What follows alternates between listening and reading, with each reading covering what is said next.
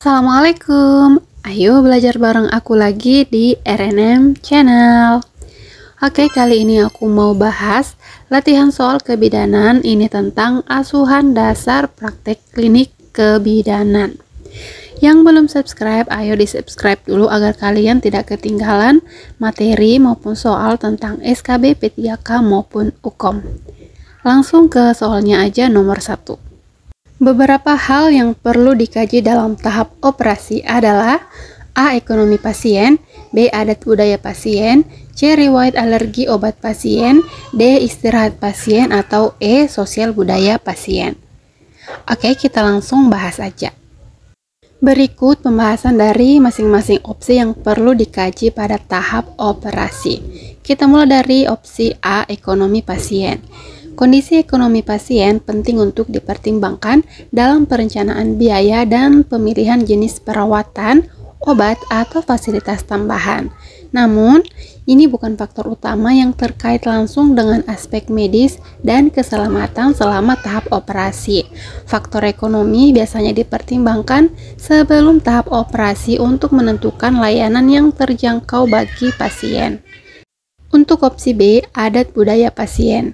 Adat budaya pasien perlu dihormati, terutama jika berkaitan dengan pantangan atau kebiasaan yang mempengaruhi perawatan kesehatan. Namun, adat budaya tidak selalu menjadi faktor utama yang diperhatikan secara medis dalam persiapan operatif, kecuali jika ada ritual atau keyakinan khusus yang memengaruhi tindakan medis. Lanjut opsi C, riwayat alergi obat pasien. Ini jawaban yang benar. Riwayat alergi obat pasien adalah faktor yang sangat penting untuk dikaji dalam tahap operasi. Pasien dengan riwayat alergi terhadap obat-obatan tertentu berisiko mengalami reaksi alergi yang bisa mengancam jiwa, terutama terhadap anestesi atau obat yang diberikan selama operasi. Mengetahui riwayat alergi akan membantu tenaga medis dalam menentukan jenis obat yang aman untuk digunakan selama prosedur. Untuk opsi D, istirahat pasien. Kondisi istirahat atau tidur pasien tentu penting dalam persiapan kesehatan secara umum. Namun ini lebih berpengaruh pada kondisi fisik secara keseluruhan dan pemulihan setelah operasi, bukan persiapan utama dalam tahap operasi. Untuk opsi E, sosial budaya pasien. Sosial budaya pasien bisa menjadi perhatian tambahan, terutama jika mempengaruhi kepercayaan pasien terhadap tindakan medis. Tetapi ini lebih relevan pada tahap komunikasi dan pendekatan holistik, dan bukan faktor prioritas dalam aspek teknis atau medis tahap operatif. Jadi untuk soal nomor 1, jawaban yang paling tepat adalah C, riwayat alergi obat pasien. Karena informasi ini sangat krusial untuk mencegah komplikasi medis selama operasi dan menjamin keselamatan pasien. Kita lanjut ke soal nomor 2. Salah satu tindakan yang diperlukan dalam tahap praoperasi adalah A. Pengetahuan tentang persiapan pembedahan pasien, B. Pengalaman masa lalu pasien, C. Alergi obat pasien, D. Kesiapan psikologis pasien, atau E. Persiapan diet pasien. Ayo kita langsung bahas. Berikut ini adalah pembahasan untuk setiap opsi dalam menentukan tindakan yang diperlukan dalam tahap praoperasi. Kita mulai dari opsi A, pengetahuan tentang persiapan pembedahan pasien. Pemahaman tentang persiapan pembedahan memang penting, tetapi ini lebih relevan sebagai bentuk edukasi yang diberikan kepada pasien. Pengetahuan ini membantu pasien merasa lebih siap dan mengetahui tahap-tahapan yang akan dilalui. Namun, bukan tindakan yang secara langsung dipersiapkan oleh tenaga medis dalam tahap praoperasi. Untuk opsi B, pengalaman masa lalu pasien. Pengalaman masa lalu pasien dengan prosedur medis dapat membantu tim medis memahami reaksi atau kekhawatiran tertentu. Namun, ini biasanya dipertimbangkan sebagai informasi tambahan untuk komunikasi dengan pasien dan bukan tindakan teknis dalam persiapan praoperasi. Untuk opsi C, alergi obat pasien. Mengetahui riwayat alergi obat memang sangat penting dalam proses operatif.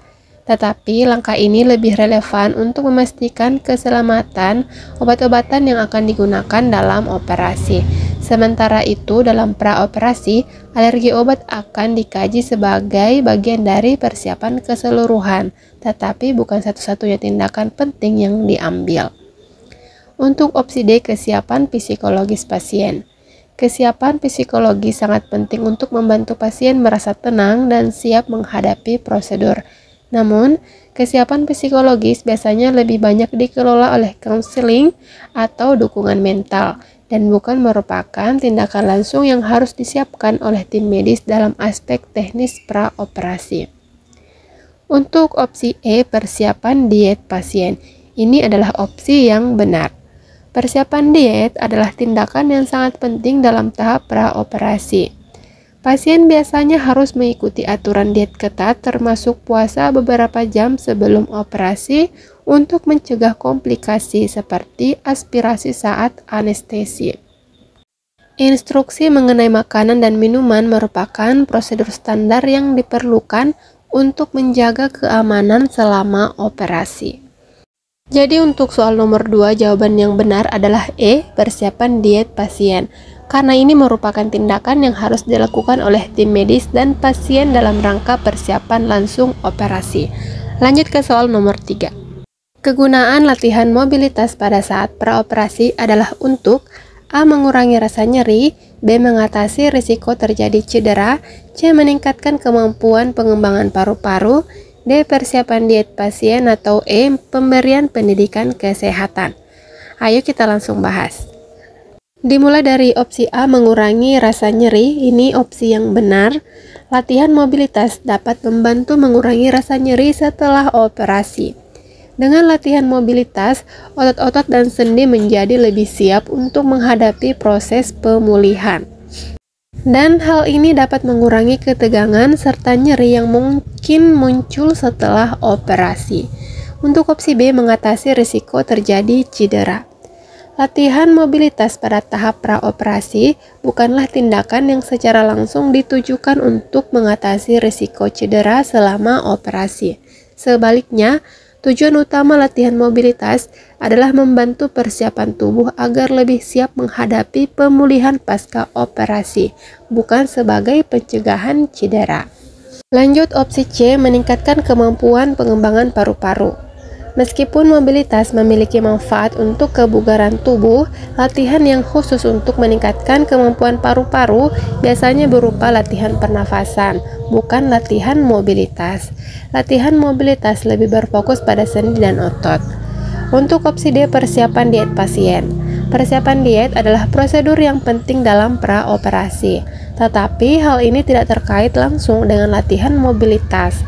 Latihan mobilitas lebih berfokus pada aktivitas fisik tubuh dan bukan persiapan nutrisi atau diet.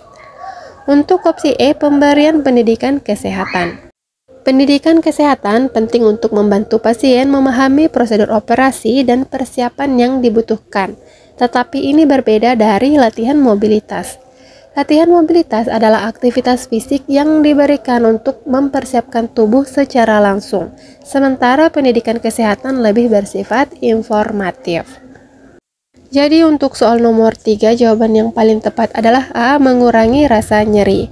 Karena latihan mobilitas membantu mengondisikan tubuh sehingga nyeri yang mungkin muncul setelah operasi dapat berkurang dan pemulihan menjadi lebih cepat. Lanjut ke soal nomor 4. Salah satu masalah yang terjadi pada luka operasi adalah A, perdarahan, B, nutrisi, C, istirahat, D, penyembuhan luka, atau E, fungsi tubuh.